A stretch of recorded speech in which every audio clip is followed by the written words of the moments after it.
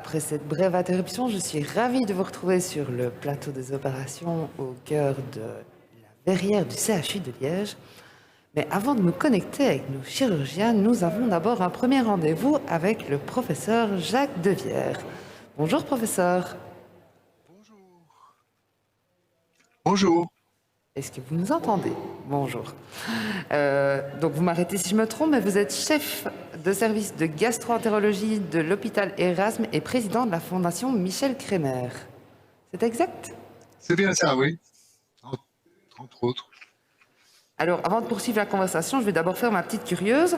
De quoi s'agit-il la fondation Michel Kremer? Mais c'est justement dans la ligne de votre festival.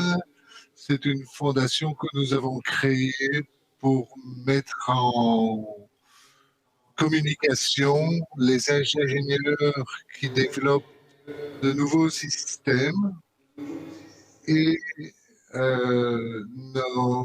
nos médecins afin d'essayer de travailler ensemble et de développer de nouveaux instruments qui permettent d'améliorer la chirurgie mini-invasive réalisée par les voies naturelles. C'est un domaine qui est assez particulier puisque, comme vous allez le voir, je pense, dans une des démonstrations qui va venir, nous faisons de l'endoscopie flexible et donc nous travaillons à l'aide d'un endoscope qui nous oblige à travailler dans notre axe de vision. Et pour que nous puissions faire de la chirurgie de plus en plus sophistiquée, nous sommes obligés de développer des instruments qui nous permettent de diriger ces instruments, de diriger notre action. Nous étions au départ des chirurgiens manchots et nous essayons d'avoir deux mains pour pouvoir travailler comme en chirurgie classique. Alors, c'est un peu étonnant quand même, parce que moi, l'idée que je me fais des ingénieurs, je ne les imagine pas tout à fait dans le milieu médical. Et donc, finalement, on parle de plus en plus d'ingénieurs. Qu'est-ce que les ingénieurs peuvent apporter, finalement, à un chirurgien?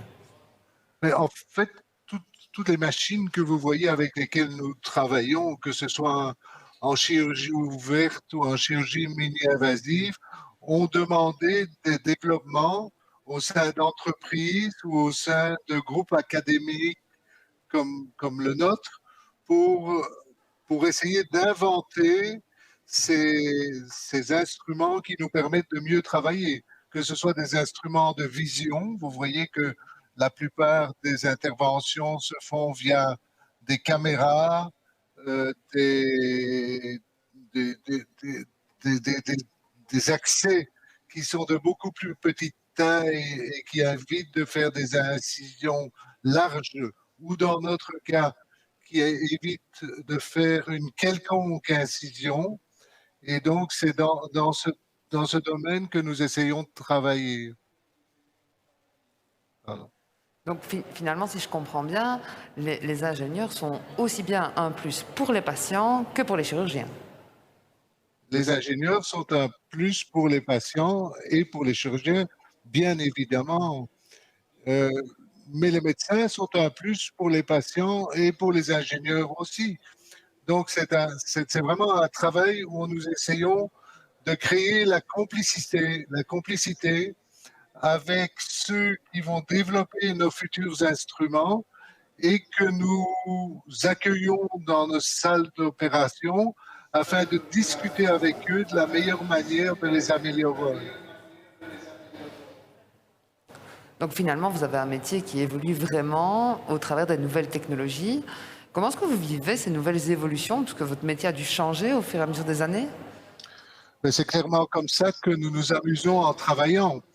C'est en développant de nouvelles techniques et en étant capable de soigner plus de maladies avec moins de morbidité, moins de complications.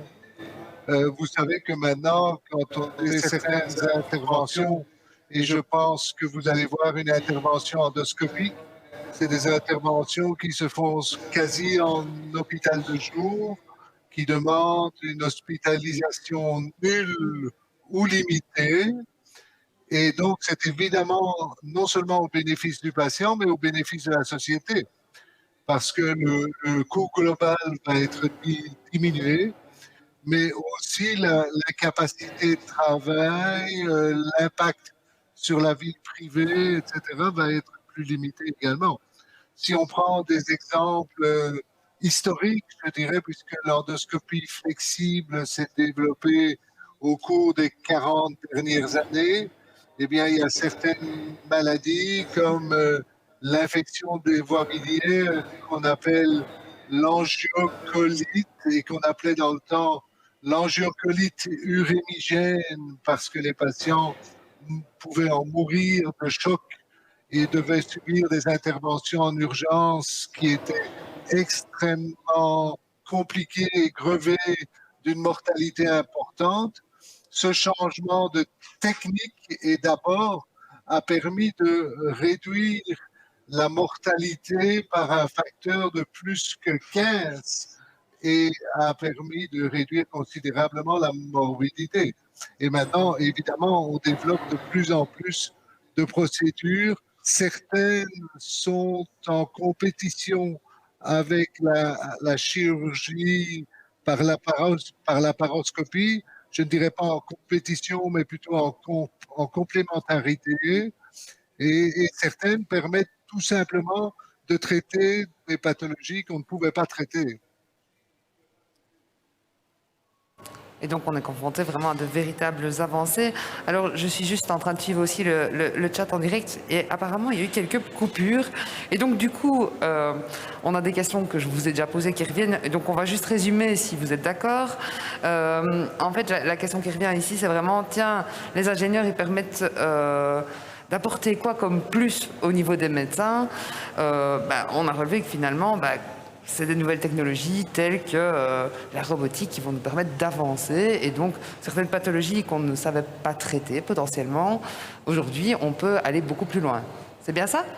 C'est bien ça. Je dirais même qu'il ne faut même pas aller jusque de la robotique, qui sont ces merveilleuses machines très complexes, mais de simples instruments bien réfléchis et développés avec attention permettent d'améliorer considérablement la vie des patients. Je vous donne juste un exemple. Nous avons développé il n'y a pas longtemps des aimants qui permettent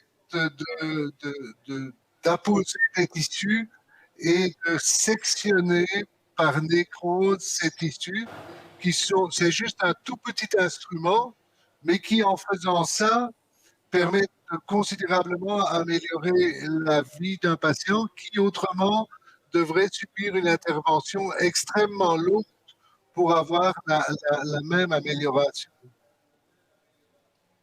Quand vous dites nous avons développé, vous avez été impliqué dans le processus de développement ou c'est un nom général?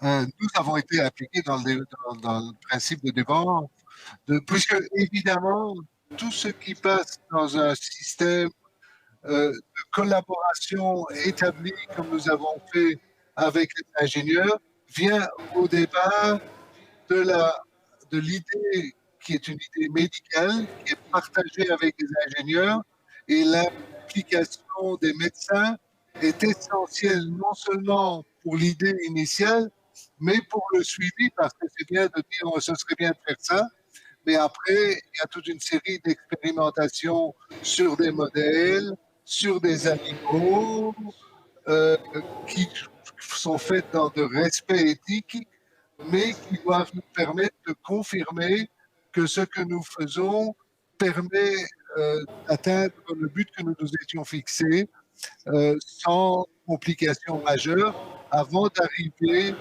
sur une application chez l'homme. Et si je prends juste allez, ces dernières années, selon vous, quelle serait la plus grande avancée dans votre spécialité et votre expertise, professeur? Je pense que l'une des plus grandes avancées en endoscopie thérapeutique a été le développement de ce qu'on appelle maintenant la chirurgie endoluminale. C'est-à-dire que Oula, jusqu'il y a euh, une dizaine d'années, les possibilités de résection de tumeurs ou les possibilités d'anastomose, c'est-à-dire mettre deux tissus ensemble, de d'opérations qui visent à apposer des tissus était quasi impossible parce que nous travaillons toujours dans un même axe, toujours avec notre instrument dans notre axe de vision et nous n'avions pas de triangulation.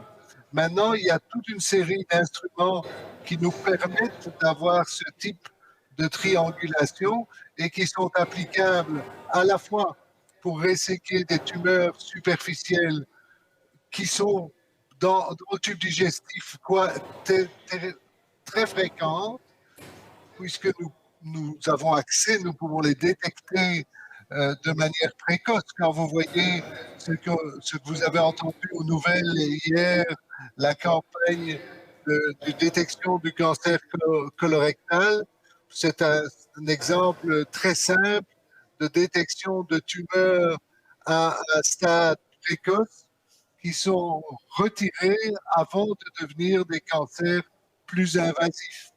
Mais aussi, c'est le fait de pouvoir faire ces chirurgies endoluminales qui nous donne accès à tout ce qu'on appelle maintenant la chirurgie métabolique.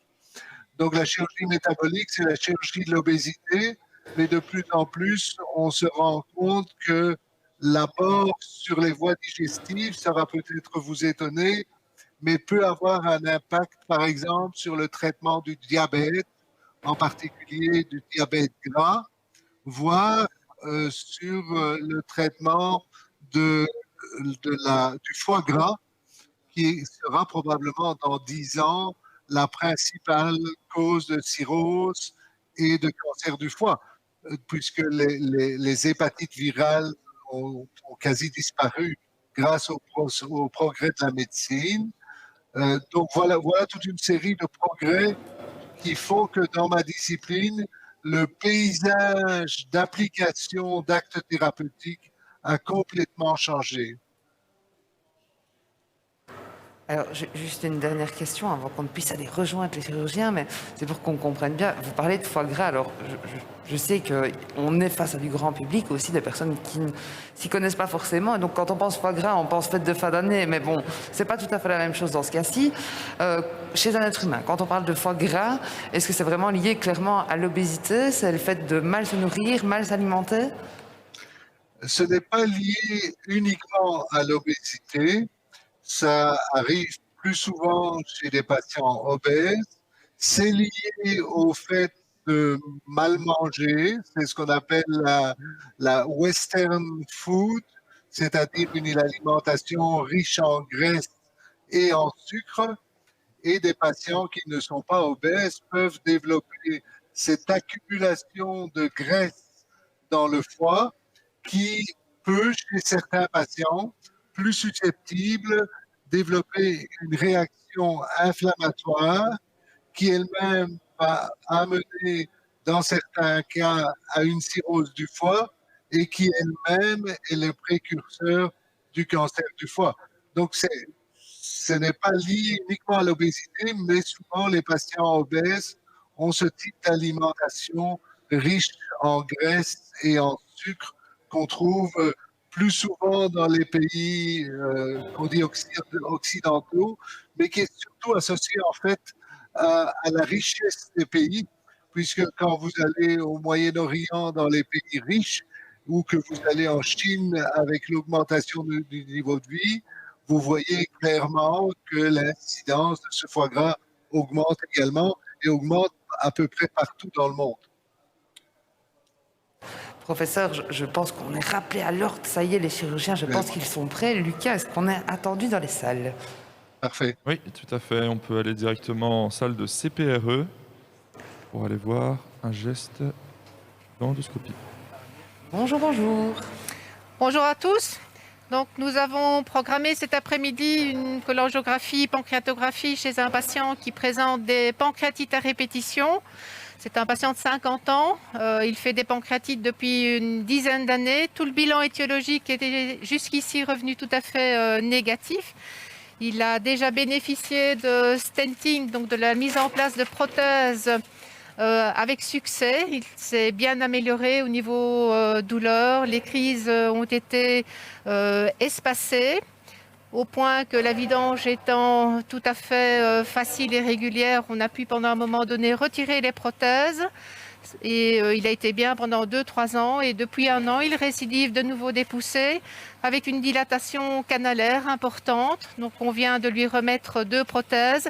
Elles viennent d'être extraites. Donc ce que vous voyez est en fait la papille, donc l'endroit où le canal s'abouche dans le duodénum. Et nous allons donc commencer le geste en réopacifiant. Et nous verrons donc par la suite si nous remettons des prothèses en place.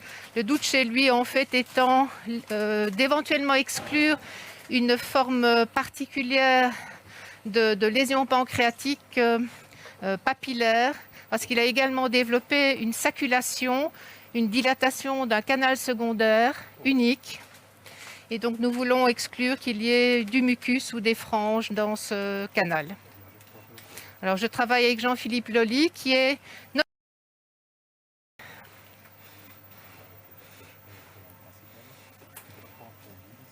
Et donc moi je suis évidemment aussi en compagnie, en tout cas nous sommes en compagnie en vidéoconférence avec le professeur Jacques Devière.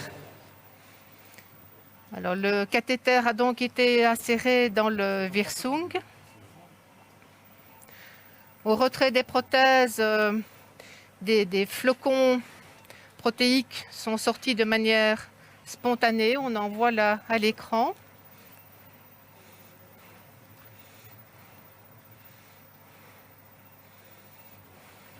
Et dans un premier temps, nous cherchons à avoir une opacification du canal.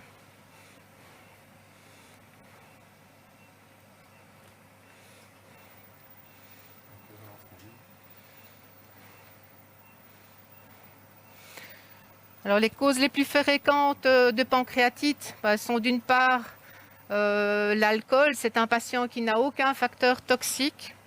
Il peut y avoir aussi, compte tenu de son âge jeune, quand il a démarré ses poussées, des causes génétiques qui ont également été exclues. Au début de ses poussées, il a bénéficié d'une cholécystectomie, mais il n'y a pas eu de preuve d'une origine biliaire.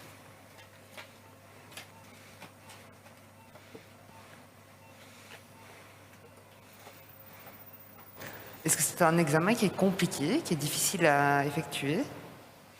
C'est un examen qui est difficile parce que, d'une part, le pancréas est un organe qui est fragile. On a facilement des épisodes de pancréatite aiguë lorsqu'on le manipule. Et par ailleurs, il faut être prudent lors du cathétérisme pour bien suivre le canal, ne pas faire de fausses routes, être minutieux, prudent. Voilà, alors là, si vous avez l'image radiologique, le guide a été inséré dans le Wirsung.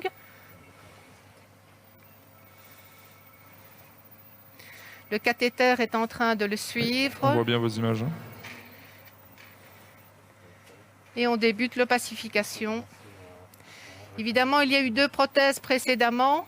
Donc, on a tendance à avoir une grosse fuite, une vidange rapide du contraste vers l'extérieur, ce qui ne nous aide pas à remplir le canal. En d'autres mots, professeur, qu'est-ce que ça veut dire, histoire qu'on arrive à bien vous suivre, parce que ici nous ne faisons pas tous partie du corps médical et donc... Je n'ai pas compris la question.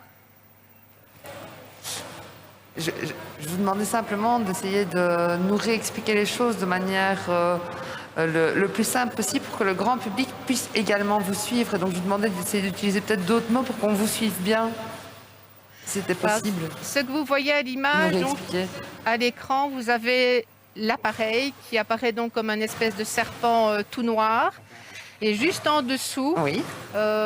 ayant à peu près la même direction, vous avez un fil très fin qui est un fil guide. Et le fil guide, lui, reste en place et il nous sert en fait de tuteur pour faire des allers-retours avec d'autres matériels de manière à pouvoir toujours rester en bonne place. Alors, il y a des flaques qui apparaissent en dessous, qui sont des injections de produits de contraste. Donc, le produit de contraste, c'est une substance qui peut être injectée dans les canaux et en radiographie, on le voit. C'est ce qui apparaît en noir donc sur l'image.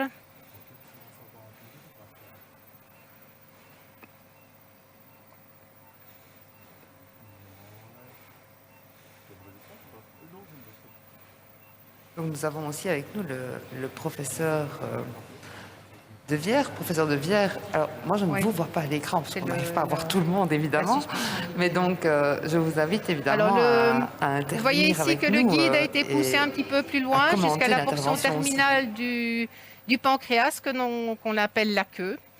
Et l'opacification montre maintenant un canal qui apparaît beaucoup plus régulier mais qui est dilaté.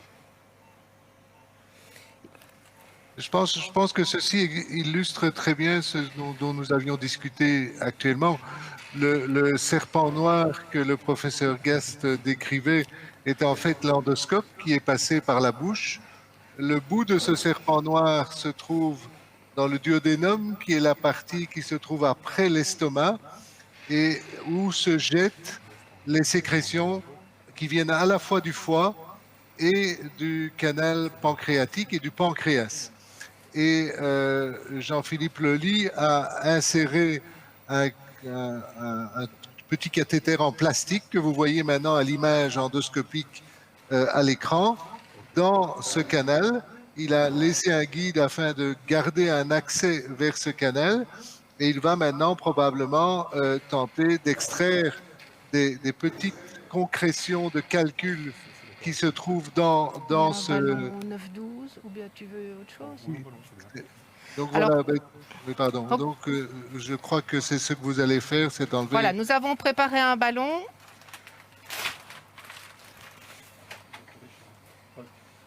Donc le ballon, ça veut dire simplement un cathéter, aussi un tube en plastique sur lequel il y a un petit ballonnet qui va permettre de ramener vers le tube digestif les concréments qui se trouvent dans le canal du pancréas et qui sont responsables de son obstruction et donc des douleurs présentées par le patient. Et donc, il va être monté en étant dégonflé et puis il va être retiré en étant gonflé et vous verrez à ce moment-là s'éliminer ces petits calculs. Alors, vous voyez le matériel a quand même une certaine longueur parce qu'il faut qu'il fasse toute la longueur de l'endoscope, donc le serpent noir et sortir à l'extérieur. Ceci est l'extrémité avec le ballon dégonflé, ce que vous voyez peut-être sur moi, et c'est en fait une seringue d'air qui le gonfle. Voilà, comme ceci, il est gonflé et on va l'insérer dégonflé.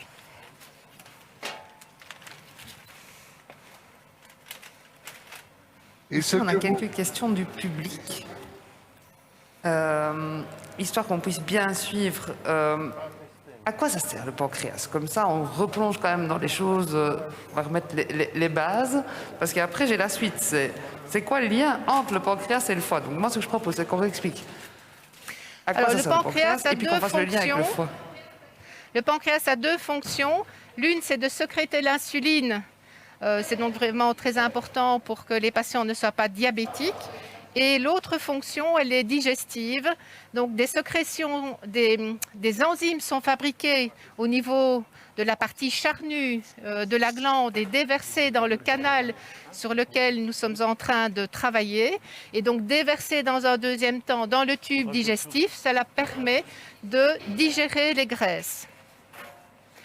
Alors lorsque le patient a une pancréatite chronique, avec l'évolution avec le temps, les deux fonctions peuvent être altérées.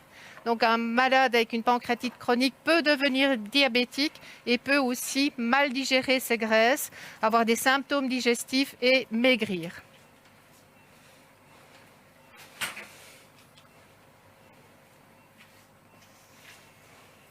Et donc j'avais une deuxième partie de la question. Je vais peut-être me retourner vers le professeur de Vierre.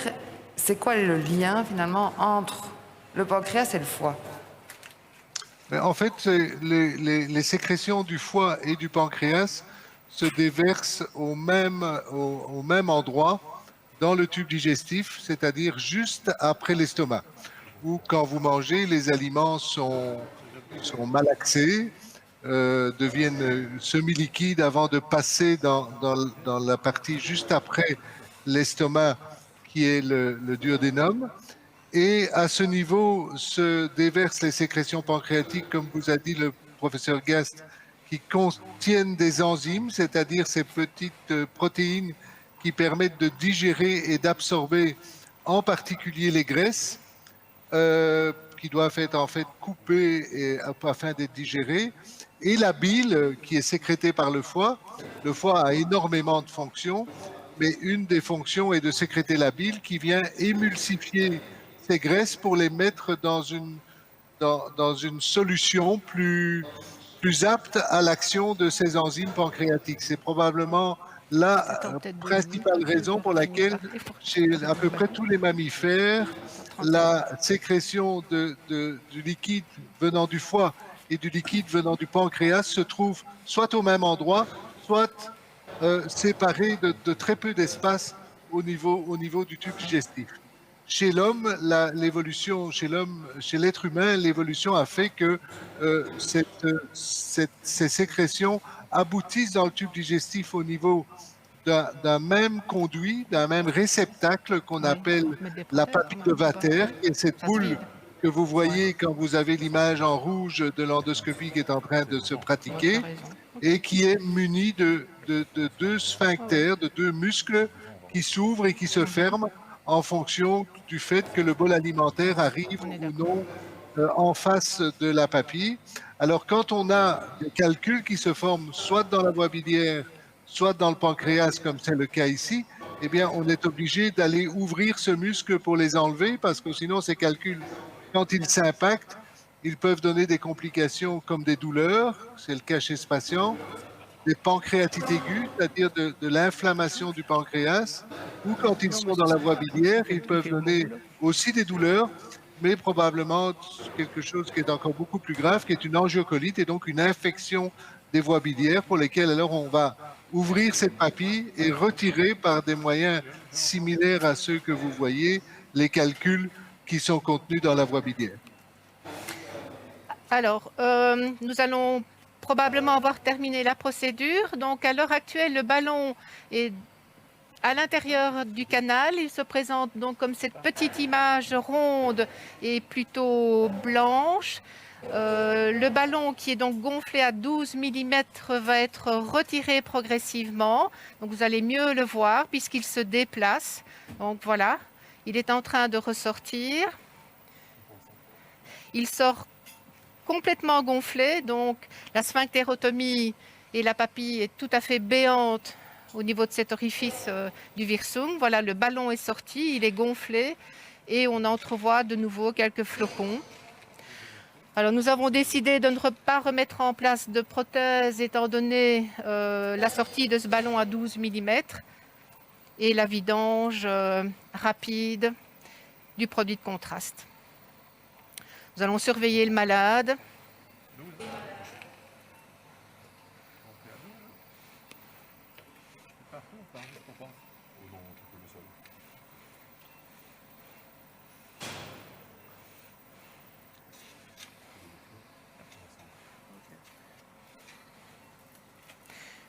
Il y a peut-être juste un tout petit ressaut avant la queue.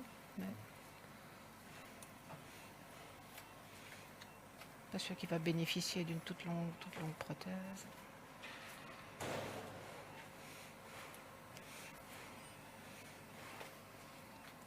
Ce qui est peut-être intéressant à dire pour répondre à votre question, à quoi sert le pancréas, c'est que c'est un organe qui fonctionne en symbiose avec le tube digestif.